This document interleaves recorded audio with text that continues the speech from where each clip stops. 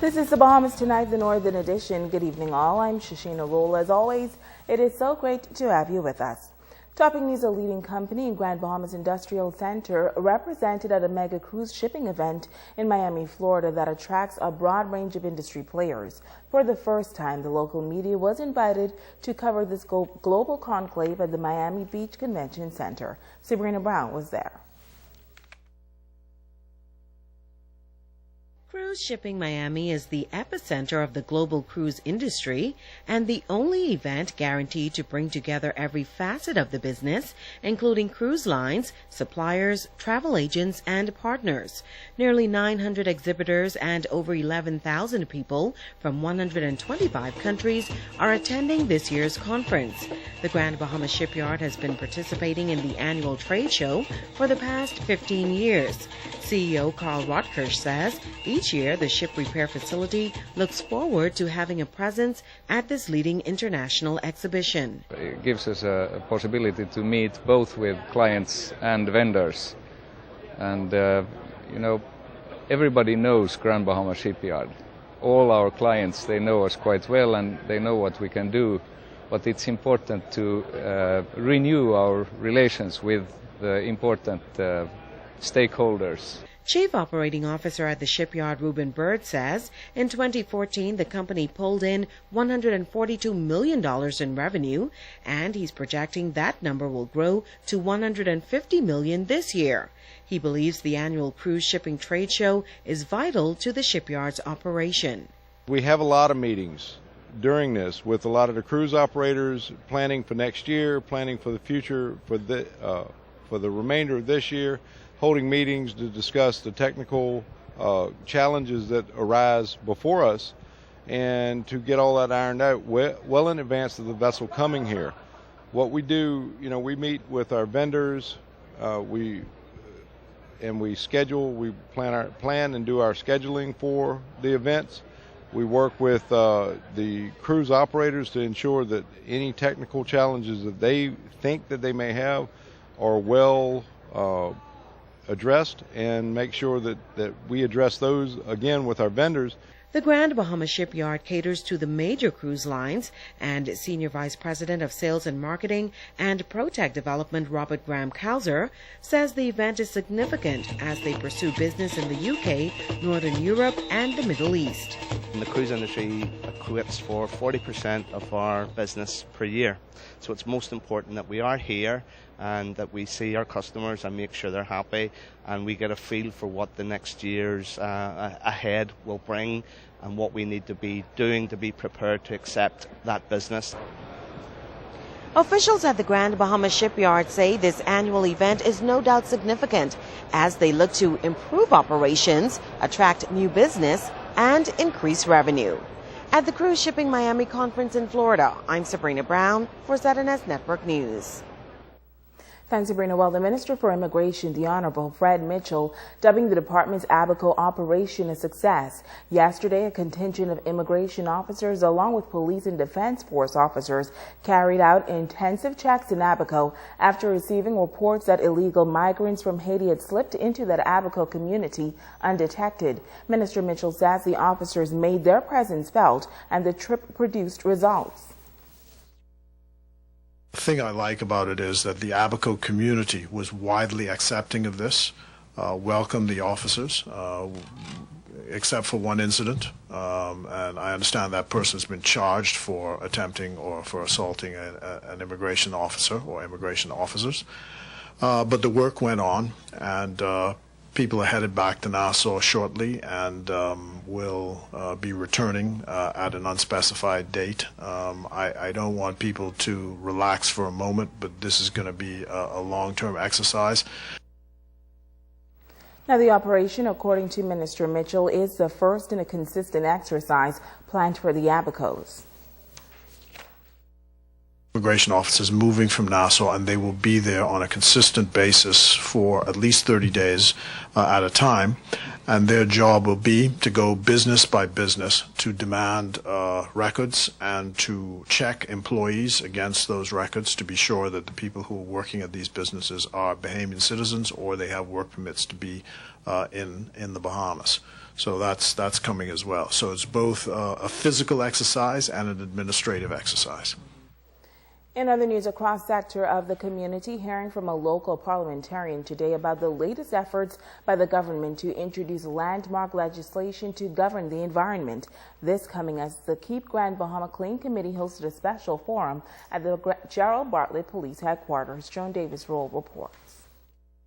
Minister for Grand Bahama, the Honorable Dr. Michael Davo, outlined how the government, through proposed legislation, is attempting to put more teeth in the law as relates to protecting the environment. Grand Bahama, as the industrial capital of the Bahamas, has some serious concerns, and these proposed laws will finally bring structure and regulations to this vital sector. An act to prevent nuisances, an act to protect natural resources, an act to protect our environment and waste management, and an act to regulate pollutants, which will all allow for the protection, monitoring, and regulations of our industrial sector on Grand Bahama, and to protect thousands of Bahamian workers employed in the industrial sector, as well as the 60,000 residents on Grand Bahama who are potentially exposed to industrial hazards, toxic waste, and environmental dangers. Though in its proposal stage, a local parliamentarian further outlined the possible impact of this landmark piece of legislation. The implementation of these new bills will certainly be good news for the island of Grand Bahama, because for the first time from the signing of the Hawkesbury Creek Agreement and the establishment of the 1969 Environmental Act, the government and the regulator will have greater authority and legal teeth to enforce laws and execute better control of what is happening in the industrial sector and ultimately protect our environment. Thanks to the good work from the Grand Bahama Port Authority in conjunction with the government, my ministry and the Ministry of Environment, we have worked diligently to make sure these bills have been drafted.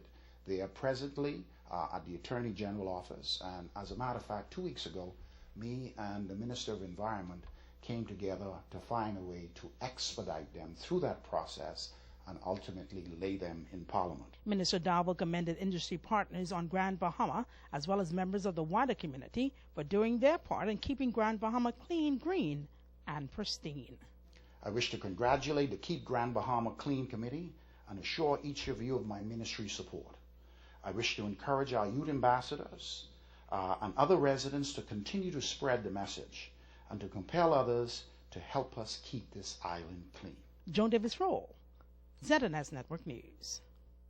Some residents in the Southern District are not happy with the state of the environment in that area, and so they have taken matters into their own hands.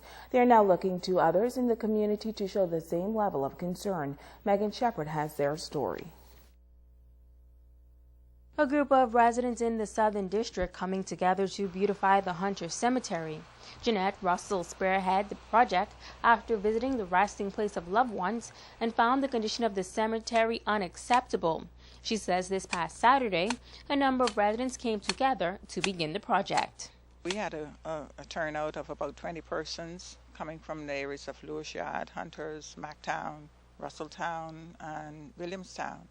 And through our efforts, we were able to accomplish quite a bit in clearing practically an entire area that was considered site number 3. Russell says the cemetery has been overgrown for some years now, and that community efforts are truly needed for the restoration project. It was compromised from the storms in 04 and 05, and where we had boulders coming up and markers. They were just damaged and misplaced and all of that. And so we want to go in there.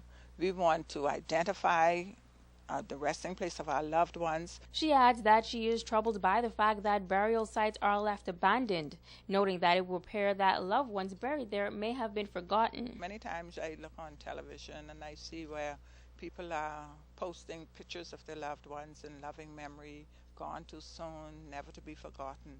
But when I thought of it, I said, well, they are forgotten in the graveyard, because if they're going to put all of that emphasis on posting the pictures on television and resting places in such a deplorable state, I thought that we should more or less concentrate on where the current bodies are. Chairman of the Pinders Point Township, Ann Russell, says while they are only responsible for the new portion of the cemetery, they decided to join the residents in cleaning the entire area. My team and I have strategically decided that we will partner with the community and we will work until the job is done. As you've been up to the first part of it, and local government has people under the supervision of our member, Mr. Joe Russell, cleaning up that area. Our plan is to clean it up and decorate it, beautify it, and when we are done with this graveyard, we also have a cemetery in Pinders Point area. We're going down there to do the same thing. After the completion of this project, they hope to erect a memorial wall. Megan Shepard, ZNS Network News. Stay with us, there is more news right after this.